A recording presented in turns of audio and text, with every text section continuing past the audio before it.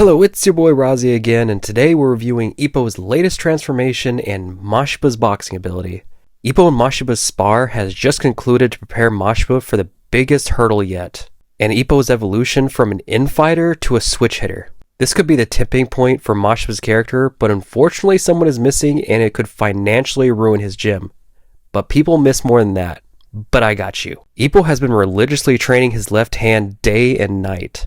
And he is finally at the point where he is confident he can help Mashiba prepare for his WBA lightweight title match against the best southpaw fighter in the series, Marcus Rosario. I know what you're thinking. You never thought confident in Ippo would be in the same sentence without a not thrown in there.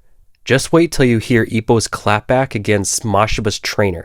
Ippo asks for permission from Kamigawa to visit the Toho Gym to give advice. Kamigawa is initially against it because it's an insult to the Toho Gym, as if they can't adequately prepare for a world title match on their own. But Ippo insists on going because his instincts tell him that he would regret it if he didn't. He understands that southpaw fighters alone are very rare to come by, let alone ones in his weight class, and anyone they could find wouldn't be able to push in on Mashiba because he has one of the best defenses in the series.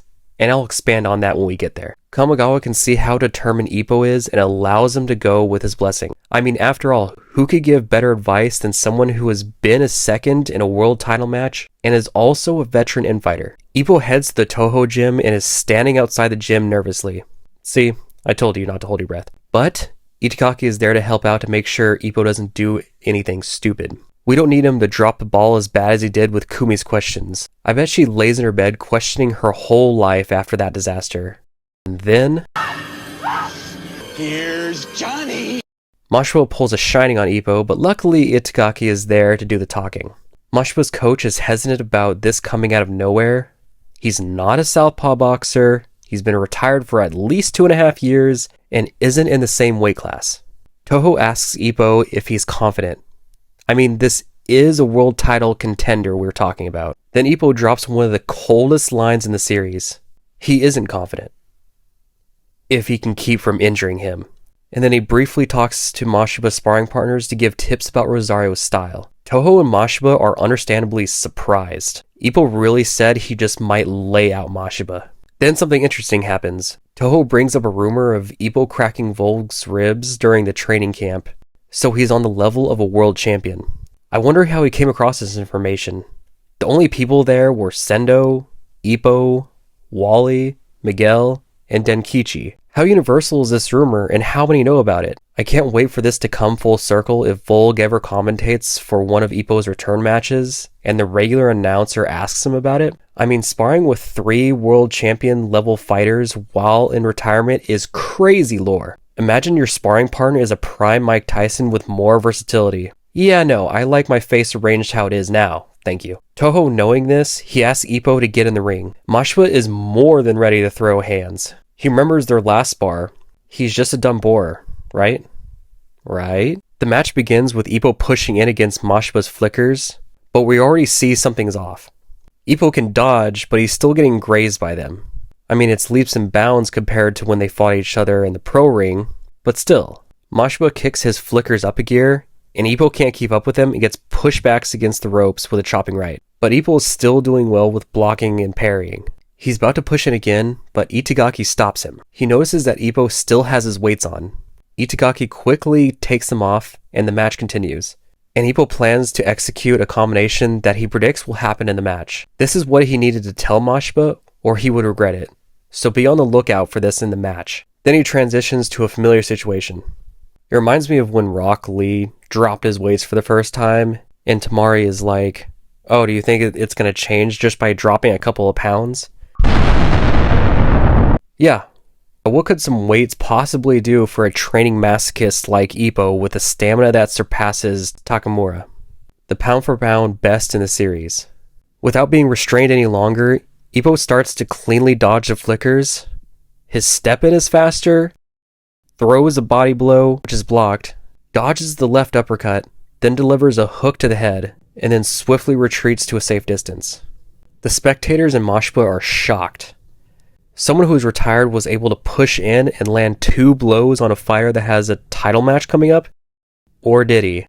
Itagaki looks at them and silently says 3. This is what you missed, and the application of this is much bigger than you think. Everyone, including the reader and Mashiba, couldn't tell what the combo was. It looked like a left hook to the body and then a left hook to the head. A classic Mike Tyson combination, by the way. But there was one person, Itagaki, who saw the combination and says there was 3, not 2. Well, why did Itagaki see it and not Mashiba, even though Mashiba was in the ring? Well, after Itagaki had a match with Saiki, the Speed Star, and won, Itagaki gained the title of Kronos, God of Time. In his matches, opponents look like they're going in slow motion. From this we can assume that the third punch was so fast only Itagaki could see it. Fitting for a wind god to have a left so fast that normal people can't see it. As far as what the punch was, I would assume they were both left hooks because of the southpaw training montage. He practiced 2 hooks while chucking the beam for Mashiba's left hand and the beam for Mashiba's left leg. You could possibly argue it was a left overhand and a left straight, but the angles make it hard to tell definitively. Ippo gauges the distance and waits for an opportunity to push in, making it clear to Mashiba that Ippo isn't a dumb boar anymore. And on top of that, he can tell he is stronger now than he was when he was active. Mashiba throws a left, and Ippo pushes in and punishes the body, and pushes Mashiba all the way to the ropes. The whole gym is freaking out. Toho can tell Ippo is much stronger and much more refined than he was when he was active. Mashiba throws a right uppercut to get Ippo off him, but he dodges back instead to prevent another left hook to the head. So Ippo has effectively shut down Mashiba's right. Mashiba's coach stops the spar and admits that Ippo's southpaw style is just like Rosario's. And Mashiba says it's go time. It's time to test his title match strategy, squaring up his body and rotating his right hand inward in front of his chin. This gives us a chance to dive into Mashiba's technique. At this point in the series, Mashiba has one of the best defenses. He has 5 to 7 tactics that prevent infighters from pushing into his chest where he is most vulnerable and can't utilize his long reach. His first line of defense is of course his long range flickers, which he can use to hit you from basically anywhere in the ring as long as he maintains control of the center. Just like what Ricardo had to do against Wally. When an opponent gets past his flickers, Mashiba can use a right straight to the body in order to turn their step-in power against them, while also killing their legs and stamina. Mashiba can use his defensive style that he used against Juan Garcia to protect his vital areas. He can also use his long legs to shift his weight on his back foot to dodge punches that would otherwise be dangerous, which his new squared up stance takes advantage of. Then we have the triple threat, the chopping right, the right uppercut, and the invisible uppercut from his defensive style. He has 3 stances in his arsenal, and each stance has a different strength and different flicker range, making it extremely difficult to judge distance. He could use these stances interchangeably during the match to throw any opponent off. If he could do it to a post-retirement Ippo, he could do it successfully to any fighter he comes across. The spar starts to go in Mashiba's favor from all the rights to the body. And if Ippo guards his body, he just gets hit in the head.